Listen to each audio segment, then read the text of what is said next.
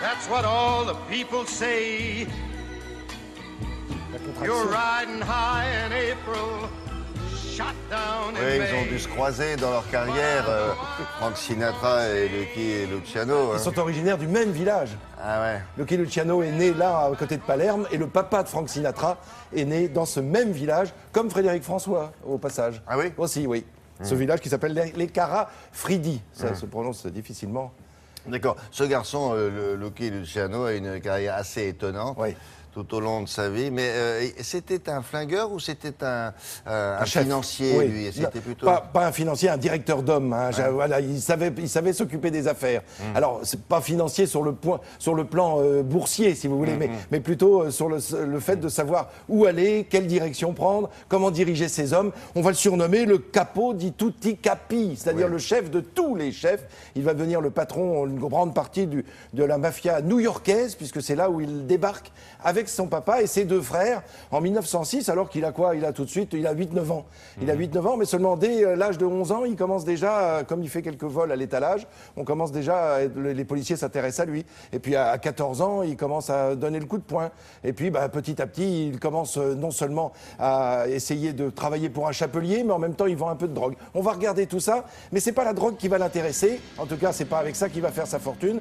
Il va être accusé de proxénétisme, mais c'est surtout, il va utiliser évidemment la période de la prohibition, il est en plein dedans, et c'est là où il va gagner beaucoup d'argent. Alors quand il arrive il quitte en fait Palerme, il quitte la Sicile, pourquoi? Parce que il voit bien que son papa, qui travaille dans les mines de soufre, c'est un métier terrible, il y a cette poussière jaune qui est partout, il ne rêve que d'une chose, c'est de partir aux États-Unis. Il est encore jeune, mais c'est son papa qui décide de le faire. Et quand ils arrivent à New York, ils n'ont pas beaucoup de sous. Et c'est très vite qu'il va faire partie de ses premiers gangs et qui croise des copains qui vont rester ses copains de toute sa vie. Un certain Frank Costello, ça marque quand même. On va voir son visage dans un instant. Mais Meyer Lansky, ça fait partie aussi de ses amis de jeunesse. Bugsy Siegel, voilà, Frank Costello, qui va devenir... non pas son bras droit, mais presque son équivalent, puisque c'est ensemble qu'ils vont créer de leurs affaires. Et Frank Costello, vous savez, va s'intéresser énormément. Voilà, ça c'est Bugsy Siegel qui est au centre. Et puis il y a aussi Vito Genovese. Et ce sont des noms qui nous disent quelque chose parce que on en parle aussi dans les films consacrés à la mafia. Là, c'est lui qui a été arrêté. Alors en fait, en 1932, il est devenu chef en 1927-29. Hein, il est devenu le grand patron. Si ce n'est qu'en 1929, quand même, une voiture s'arrête, le saisit, on le passe à tabac et on le relargue dans la rue à New York, menotté à l'arrière. Enfin, il a sauvé sa vie, on se demande comment. Et c'est à partir de ce moment-là qu'il se prénomme Lucky. Parce que Lucky n'est pas son prénom de naissance, il s'appelait Salvatore. Lucky, ça veut dire le chanceux. C'est parce que, évidemment, il a eu la chance de survivre à ce coup de main en 1929. En 1932, il soutient Roosevelt pour l'élection présidentielle et tout le monde lui dit « mais tu te trompes !»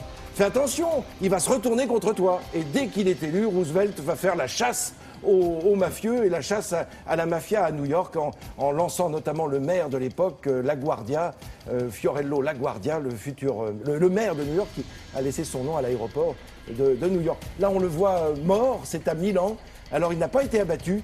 Il est mort d'une crise cardiaque alors qu'il se trouvait à l'aéroport et qu'il attendait Martin Gosch. il avait quand même des amis à son Vous vous enterrement. rendez compte, 2000 personnes se sont dérangées. Il y a 7 chevaux pour tirer quand même son cercueil, enfin la voiture, le corbillard.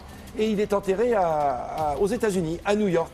Parce que les Américains, une fois morts, ne reconnaissaient pas à un cadavre ce qu'on reconnaissait à un homme vivant. Donc ils pouvaient re-rentrer aux États-Unis. Ah oui, on ne lui en voulait pas en tant que cadavre. Absolument. Alors, il faut se souvenir qu'en 1942, il est sorti de prison parce qu'on a demandé son soutien. Enfin, il est sorti en 1946, mais on l'a atténué sa peine parce qu'on voulait son soutien pour l'arrivée des Américains en Italie. Vous savez, lors du il a un peu aidé. Il a aidé en appelant notamment le chef de la mafia de Palerme. Oui. Donc il connaissait bien. Ils ont donné un coup de main à mes potes américains. Oui, si tu peux ouvrir la porte, ça aiderait. Très bien. Merci beaucoup. Merci Dominique. À plus tard. Oui.